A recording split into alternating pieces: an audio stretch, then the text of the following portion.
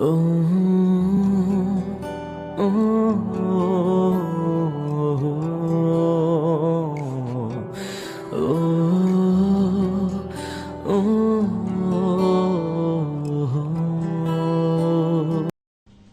তোমাকে আমার ভালো লাগতো, কিন্তু ভালোবাসি কিনা জানা ছিল না।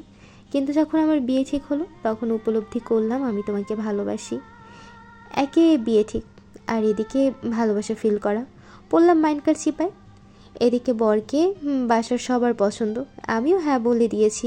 বিয়ের দিন তারিখ বাদে সব কিছু ফাইনাল।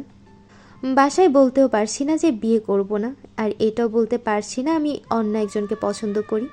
তাই একটা প্ল্যান করলাম যে তোমার সাথে ফটোশ্যুট করব। তাই ওই সেদিন আর কি, তোমার এতটা পাশাপাশি থাকা। আগে পিক দিলে আগে বিয়েটা ভেঙে যেত, আবার অন্য জায়গায় ছেলে দেখতো, কিন্তু তোমাকে পাওয়া হতো না। তাই ঠিক করলাম বিয়ের দিন বিয়েটা ভেঙে দিব। যেই ভাবা সেই কাজ। তাবসুমের মাধ্যমে ওই ছেলের কাছে আমাদের ভিডিও এবং ফটো পাঠিয়ে দিই। ছেলেটা ভাইয়াকে ফোন দিয়ে সব বলে, আর ভাইয়া আমার কাছে এসে বলে। তারপর বাকিটা ইতিহাস। আপনার উপর ঠাডা পড়ুক, শয়তানের একটা লিমিট থাকে, কিন্তু আপনি সেটা ক্রস করেছেন। সে যাই হোক, কেমন শীত শীত করছে। ঠান্ডা পড়েছে তো শীত করবে না তো গরম লাগবে। আব্বু ফোন দিয়েছে, তাই রিসিভ করলাম।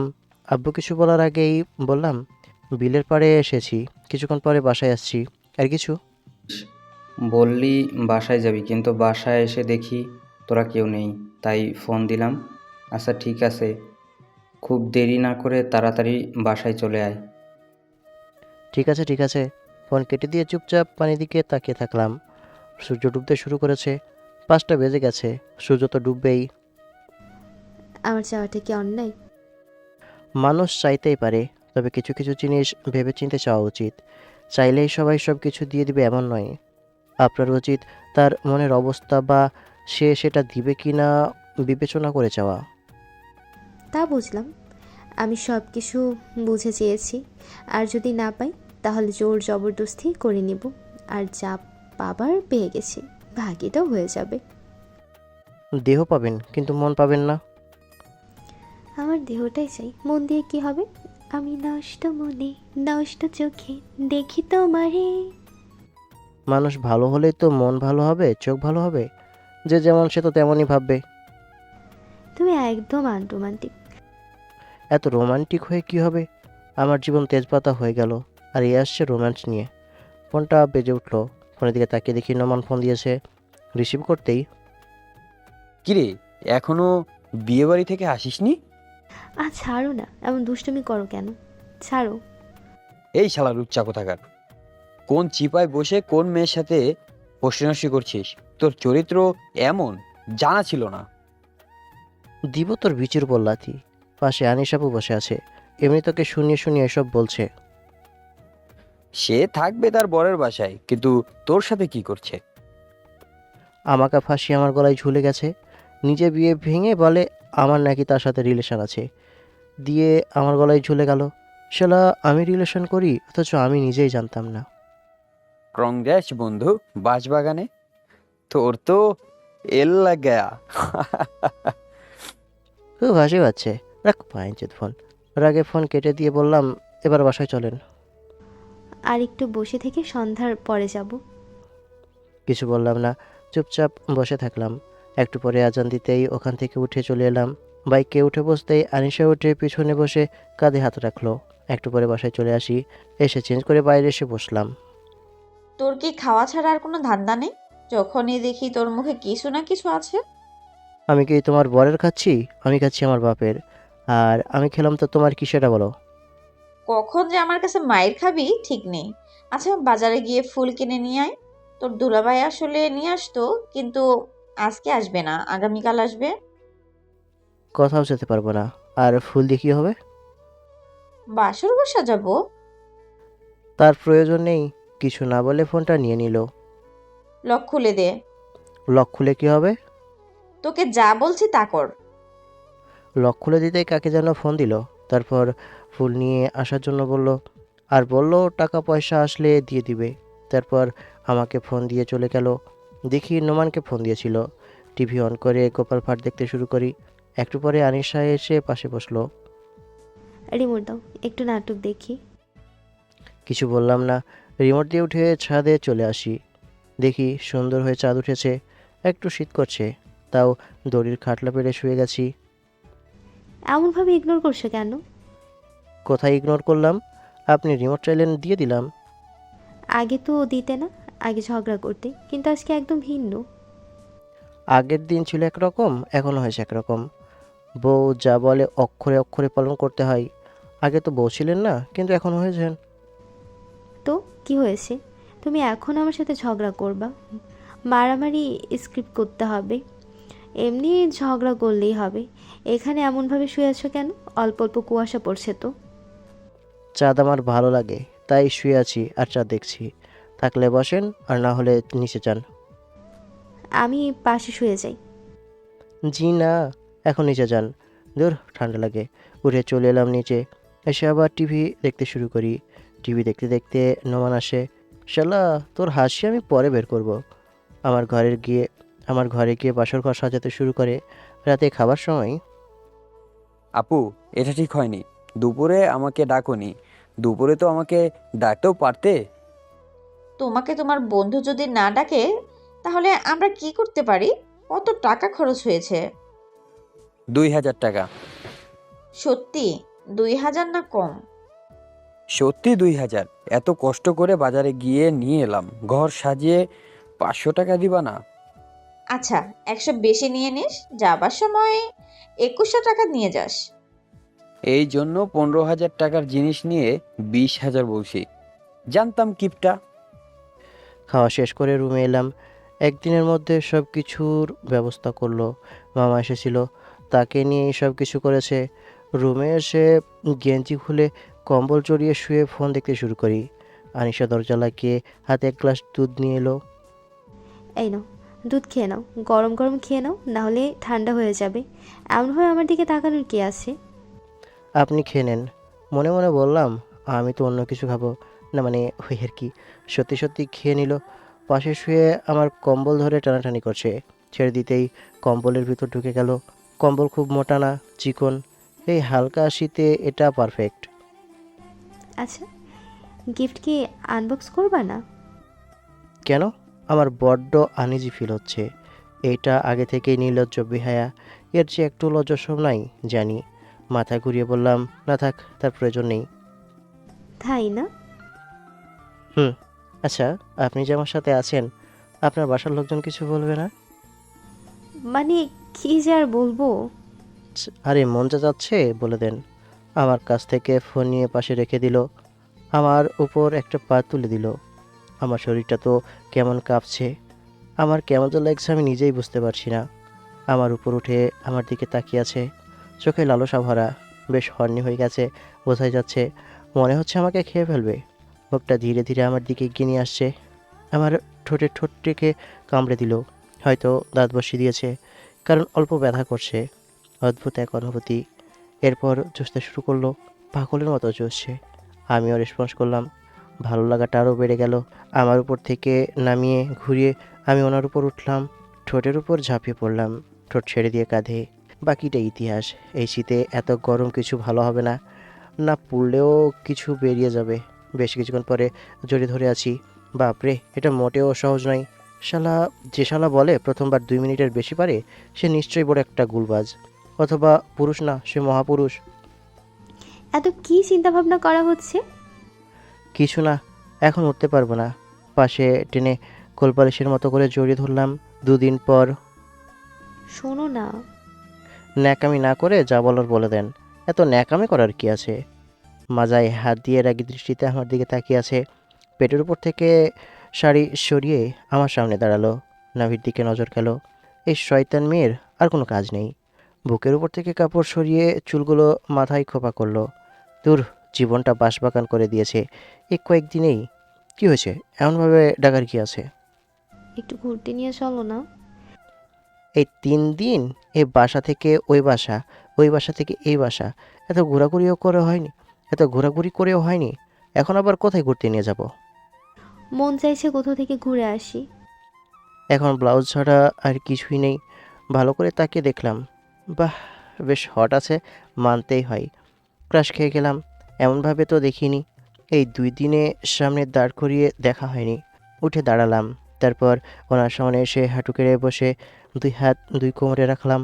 তারপর নাভির দিকে তাকিয়ে আছি। এক হাতের আঙ্গুল ওর নাভিতে ঢুকিয়ে দিলাম। আনিশা কেঁপে উঠল। হাত সরিয়ে চুমু দিলাম। ভাগ্যিস দরজা লাগানো আছে, না হলে রোমান্স করার দফা রফা হয়ে যেত। উঠে কাপড় তুলে পেঁচিয়ে ঠেলতে ঠেলতে দেওয়ালের সাথে চেপে ধরলাম। মাথায় একটা কিল দিল। যা বলেছি সেটা না করে এইসব হচ্ছে। 2 হাত ধরে দেওয়ালের সাথে চেপে ধরে বললাম, চলেন এখন অন্য কোথাও থেকে ঘুরিয়ে নিয়ে আসবো। যা বলছি তা শোনো, না হলে ভালো হবে না বলে দিলাম। হাত ছেড়ে দিয়ে কোমর ধরে আমার সাথে চেপে ধরলাম। ভালো হচ্ছে না কিন্তু। ফোনটা বেজে উঠলো। এখন আবার কে ফোন দেই? দূর দূর, মুডটাই নষ্ট করে দিল। আনিশাকে ছেড়ে দিয়ে ফোনের কাছে এসে দেখি নোমান ফোন দিয়েছে। রিসিভ করে বললাম, কী হয়েছে বল। বিয়ে করতে না করতেই বইয়ের আঁচল তলায় থাকতে শুরু করলি? বাইরে আয় বোকা তুথা। ফোন রাখ, আসছি। ফোন কেটে গেঞ্জি পরে বাইরে এলাম। আমি বাইরে গেলাম বলেই দরজা খুলে বাইরে চলে আসি। এসে আড্ডা দিয়ে রাতে বাসাই। যখন থেকে এসেছি শুধু ঘুরে ঘুরে দেখছে। মনে হচ্ছে আমাকে চোখ দিয়ে গিলে খাবে। আনিশা, কিছু কি হয়েছে? এমন রেগে আছো কেন? আমার ছেলের সামনে কিছু রাখলেই জোরে জোরে রাখছো। এমনভাবে রাখলে ভেঙে যাবে তো। এমনভাবে আপনার ছেলেকে মারতে ইচ্ছে করছে, কিন্তু পারছি না। যদি পারতাম তাহলে এইসবের উপর রাগ উঠাতাম না। আমার ছেলে আবার কি করলো? বললাম আমাকে বাইরে নিয়ে যেতে, কিন্তু আমাকে না নিয়ে গেল আড্ডা দিতে। আজকে আপনার ছেলের খাবার বন্ধ। সে দেখা যাবে। উঠে রুমে চলে এলাম। এসে ফোন নিয়ে চলে গেল। কেমনটা লাগে। পিছনে পিছনে আসতে দেখি রান্নাঘরে ঢুকে গেল। এসে টিভি চুললাম। টিভি এসে বন্ধ করে রিমোট নিয়ে গেল। আল্লাহ, এই কষ্ট আর সহ্য হয় না। 3 দিনেই কেমন আমার জীবনটা বাঁশবাগান করে দিয়েছে। উঠে টিভির সুইচ টিপে আবার অন করলাম। ডাইনি, এর প্রতিশোধ রাতে নিব। হর্নি করে ছেড়ে দিয়ে দরজা বন্ধ করে ছাদে চলে যাব। আবার এসে টিভি অফ করে দিল। আবার গিয়ে অন করলাম। আব্বু এসে বলল, নিউজ দে। রিমোট নেই, আনিশা নিয়ে গেছে।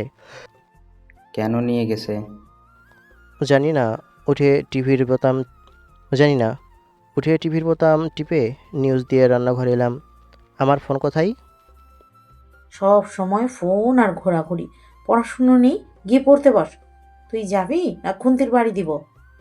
বকা খেয়ে রুমে এলাম। এসে বিছানায় ধপাস। ডাইনির ফোনটাও এখানে নেই। এমনভাবে বেশ কিছুদিন চলে গেল। কলেজে কিরে, বিবাহিত জীবন কেমন যাচ্ছে? আনরোমান্টিক থেকে থেকে রোমান্টিক হয়। কত ইচ্ছে ছিল আমার বর আমার মতো রোমান্টিক হবে, কিন্তু না, এখনও আমার উপর রেগে আসছে। আর থাকবে না কেন? সুযোগ পেলেই তো জ্বালাই। এইটুকুতেই রেগে যাচ্ছে। ভালোই লাগছে। থাক, আর কিছু বলতে হবে না। আর শোনো না, মেন কথা হচ্ছে বরের মাথা খাওয়ার মজাই আলাদা। খুব ভালো। আবার কপালে বিয়ে নেই, আমাদের কপালে বর নেই। আফসোস করিস না বান্ধবী, এমনভাবে আফসোস করলে চলে? একদিন না একদিন ঠিক হয়ে যাবে। কলেজ শেষ করে বাসায় এমনভাবে এই দিনগুলো যাচ্ছে আর কি। রাতে খাবার সময় ওই 5 জন অপরাধীর রায় কার্যকর হয়েছে। 5 জনের মধ্যে 3 জনের ফাঁসি আর 2 জনের যাবজ্জীবন কারাদণ্ড। ভালো হয়েছে।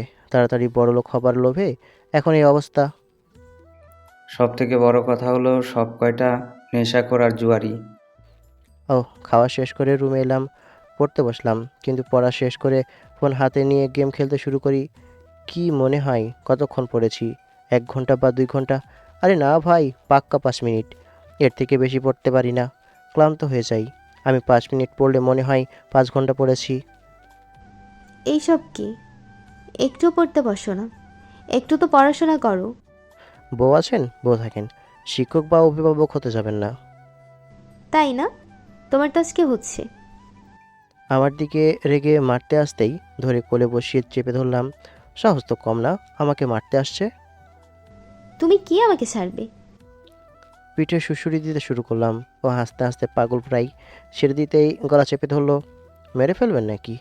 আমি মরলে কিন্তু আপনি বিধবা হয়ে যাবেন। আমার কথা শুনে ছেড়ে দিল। ঘুরিয়ে মুখে ফু দিতে দিতে বললাম, পড়তে ভালো লাগে না। পড়তে ভালো না লাগলে আমি কি করব? পড়তে ভালো লাগে না, মন চায় শুধু শুয়ে বসে দিন কাটাই। পড়াশোনা না করলে চাকরি পাবা কিভাবে? আর চাকরি না করলে বউ বাচ্চা কাচ্চার খরচ কিভাবে চালাবা? সারা জীবন তোমার বাবা, আমার শ্বশুরমশাই তো আর খরচ দিবে না। আমার শ্বশুরমশাইয়ের বেশ টাকা পয়সা আছে, ভাবছি টাকা নিয়ে ব্যবসা করব। চাকরি আমার পছন্দ না। যৌতুক নিবা? তোমার বাপে তোমাকে লাথি মেরে বের করবে। না, ধার নিব, যখন টাকা পয়সা হবে তখন না হয় দিয়ে দিব। এইসব অনেকেই বলে, কিন্তু পরে আর ফেরত দেয় না। কেন, আব্বুর কাছে টাকা চাও? ধুর, চাকরি করতে ভাল লাগে না, কিন্তু আব্বু বলে চাকরি করতে, অথচ তার মেয়ের বিয়ে দিল ব্যবসায়ীর সাথে। শালা দুলা ভাইয়ের সাথে কথা বলতে হবে, কি ব্যবসা করা যায় আইডিয়া নিতে হবে। হয় দুলাভাই বলো আর না হয় শালা বলো, একসাথে দুইটা বলার কি আছে? ভাইয়ের সাথে কথা বলতে পারো। সম্পর্কে দুইটাই হয়, তাই একসাথেই বলছি। আগে আব্বুর সাথে কথা বলে দেখি। জি, আব্বুর সাথে কথা বলো, পুঁজি তো প্রয়োজন, সেটা ছাড়া তো ব্যবসা করা সম্ভব নয়। আব্বু না দিলে দুলাভাই ওরফে সারার কাছ থেকে নিব। গালে একটা চুমু দিয়ে বললাম, এখন ওঠেন। উঠিয়ে চুপচাপ বসে থাকলাম। এমনভাবে বেশ কিছুদিন গেল। আমি নোমান বসে আছি, তখন একটা ফোন এলো। এই সময় আবার কে ফোন দিল? রিসিভ করে সালাম দিলাম। আসসালামু আলাইকুম। জি, কে বলছেন? আমি সিমি বলছিলাম, মনে আছে নাকি ভুলে গেছেন? আরে না, ভুলে যাব কেন? সেই রাতের কথা কি ভুলে যাওয়া সম্ভব? যতদিন বেঁচে থাকবো ততদিন পর্যন্ত মনে থাকবে। 1 মাস হয়ে গেল, এখন পর্যন্ত ঠিক মতো ঘুমাতে পারি না। ঘুমালেও ভয় পেয়ে আতঙ্কে উঠি। আচ্ছা, আপনার বন্ধুর নাম্বারটা দিবেন? কি ব্যাপার? Something something? তেমনই বলতে পারেন। আচ্ছা, নাম্বারটা দিয়ে দিন। নাম্বার দিচ্ছি। নোমান তাকিয়ে আছে। নাম্বার দেওয়া শেষ করে বললাম, ওই মেয়ের কথা মনে আছে? ওই মেয়ে নাম্বার নিল। মনে হচ্ছে তোকে পছন্দ করে। আপনার বাসা আছে? জি, এই বিকেলে আমাদের আড্ডা দেওয়া ছাড়া আর কি আছে? আড্ডা দেন। আচ্ছা ভাই, পরে কথা হবে। জি, ফোন কেটে দিল। আড্ডা দিয়ে রাতে বাসায় এলাম। আগে কত দেরি করে বাসায় আসতাম, কিন্তু এখন তাড়াতাড়ি আসতে হচ্ছে। এই একটা মাসে আমার জীবন কয়লা করে দিয়েছে। রাতে চেয়ারে বসে আছি আর ফোন দেখছি, তখন নোমানের মেসেজ এলো। সিমি আমাকে পছন্দ করে, সরাসরি বিয়ের কথা বলেছে। তার মামারা তার বিয়ে দিতে চায়, কিন্তু তার মামারা যেই ছেলেকে তার জন্য পছন্দ করেছে সেই ছেলেকে তার পছন্দ হয়নি। সে চায় তার পছন্দ করা ছেলেকে বিয়ে করতে। আমাকে তার ভালো লেগেছে, কিন্তু এতদিনের ডিপ্রেশনের জন্য বলেনি, আর তোর সাথে বা আমার সাথে যোগাযোগ করেনি। তার মামারা এমন ছেলেকে পছন্দ করেছে যে এতটাই বোকা, বলার মতো না। সে সন্দেহ করছে তার টাকা পয়সা সব ধন সম্পদ হাতিয়ে নেওয়ার জন্য এমন ছেলের সাথে বিয়ে দিতে চাচ্ছে। আমাকে বলছে, কিন্তু আমার বাসা থেকে তো মনে হচ্ছে মেনে নিবে না। ওর এমন মেসেজ পড়ে বললাম, মেয়েটা সুন্দর আছে, তোর সাথে মানাবে ভালো। মেয়েটার টাকা পয়সা, বাড়ি, ধন সম্পদ আছে। তোর মা বাবা যদি বোকা হয় তাহলে এমন প্রস্তাব রিজেক্ট করবে, কিন্তু এত তাড়াতাড়ি এইসব করার কারণ বুঝলাম না। ওর বাবার ব্যবসা আছে, সেটা আজকে প্রায় 1 মাস থেকে বন্ধ। সেগুলো দেখতে হবে। আর ওর মামা মামিরা তাকে জোর করতেছে, তাই। তুই আঙ্কেল আন্টির সাথে কথা বল, আগে বলে দেখ তারা কি বলে, তারপর না হয় তোকে কোনো আইডিয়া দিব। আচ্ছা ঠিক আছে, তোর সাথে পরে কথা বলবো। নোমান অফলাইন হয়ে যায়। আমি চুপচাপ বসে থাকলাম। বেশ কিছুক্ষণ পরে মেসেজ দিয়ে বলে তার মা বাবা নাকি রাজি। এমন জিনিস কে হাতছাড়া করে? নোমানের সাথে আর কথা হয়নি। পরের দিন দুপুরে নোমানের ফোন এলো। রিসিভ করে বললাম, কী হয়েছে বল? কলেজ থেকে যেতে যেতে যে ফোন দিলি? একটা সমস্যা হয়েছে। সিমি আমাকে একটু আগে মেসেজ দিয়ে বলেছিল যে আমাকে এখান থেকে নিয়ে যাও। আমি এখানে বন্দি। সম্ভবত ওর মামারা সিমিকে জোর করে বিয়ে দিচ্ছে। এখন কি করব? আরে টেনশন করিস না, আমি ওই পুলিশ আঙ্কেলকে ফোন দিচ্ছি। তারপর তোকে বা আমাকে কিছু করতে হবে না। তুই আমাকে ওর মামার বাড়ির ঠিকানা দে।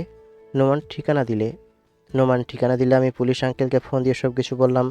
উনি বললেন যে সিমিকে উদ্ধার করে নিয়ে আসবে, আর এখনই পুলিশ পাঠাবে। কার কি হয়েছে? কাকে উদ্ধার করবে? এর এখন বলো কি হয়েছে। তারপর আনিশাকে সব বলতে হলো। বিকেলে আন্টি, কেমন আছেন? আলহামদুলিল্লাহ ভালো। তোমার কি অবস্থা? আলহামদুলিল্লাহ। কেমন আছেন ভাবি?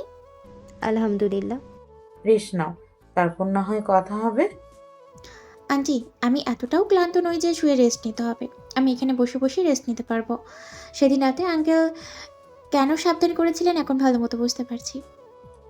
আনিশার থেকে সব কিছু শুনলাম। এখন ওই সব নিয়ে টেনশন করতে হবে না, এখন নিশ্চিন্তে থাকতে পারো। আমি এসে গেছি। তোমাকে আসার পারমিশন দিল কে? তুমি কি জন্য না বলে বাসার ভিতরে এসেছো? এই বাসায় আসতেও পারমিশন নিতে হবে? এটা কোনো কথা হলো? 1 মাস হলো না হলো আসা, আর এসেই প্রভাব খাটাতে শুরু করলে। কি বললা তুমি? ছটা কোথায়? এই ভাবি, ওটা আবার হাতে নিচ্ছ কেন? ঠিক আছে ঠিক আছে, এইবার থেকে পারমিশন নিব। এইবার বুঝেছি বন্ধু আমার কেন এত কান্নাকাটি করে। আগে আমি একা থাকতাম, তুমি আসতে সমস্যা হতো না। এখন একটা মেয়ে আছে, আমার বৌমা আছে, তোমার তো জিজ্ঞেস করে বাসার ভিতরে প্রবেশ করা উচিত। জি বুঝেছি, এইবার থেকে মনে থাকবে আন্টি। আচ্ছা, তোমরা বসে কথা বলো, আমি তোমাদের জন্য নাস্তার ব্যবস্থা করি। তারা কথা বলতে শুরু করে। রাতে খাবার সময় আঙ্কেল, আপনি যদি আমার অভিভাবক হয়ে নোমানের আব্বুর সাথে কথা বলতেন তাহলে একটু ভালো হতো। এখন বিশ্বাস করার মতো আর কেউ নেই। আমার চাচারা তো সেই রকমই, আর মামারাও এখন সেই রকমই হয়ে গিয়েছে। আচ্ছা, আমি কথা বলে নিব, সমস্যা নেই। কথা বলতে বলতে খাওয়া শেষ করে রুমে এলাম। এসে চেয়ারে বসে ফোন টিপছি।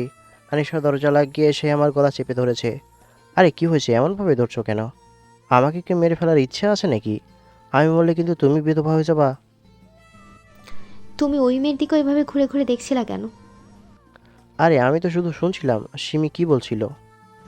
কেন? নিচের দিকে মাথা ঘুরে শোনা যেত না? বলো যে মেয়েটাকে তোমার ভালো লেগেছে। আরে কী সব বলো!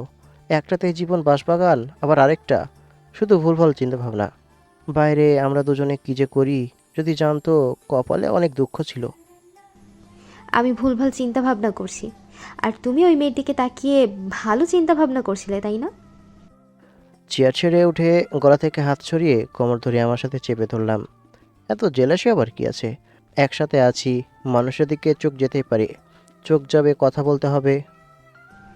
তুমি চোখ নামিয়ে থাকবা, অন্য মেয়েদের দিকে দেখলে না চোখ তুলে নেব। আর কবে যাবা আল্লাহই ভালো জানে।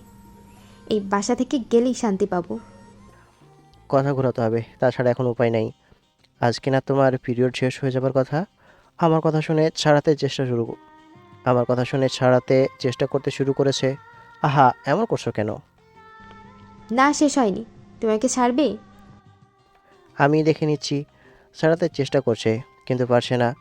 তাই না ছাড়িয়ে বুকে মাথা রাখলো। আমি ছেড়ে বললাম, যাও, কোথায় যাবার জন্য এমন করছিলা? আমার কথা শুনে 2 হাতে আমাকে পেঁচিয়ে ধরলো। কি একটা অবস্থা! তোমার এই শক্তির কাছে কি আমি পেরে উঠি বলো? আচ্ছা শোনো না, আমার বেবি চাই। না, তুমি কোথায় যাচ্ছিলে? যাও, আমাকে ছাড়ো।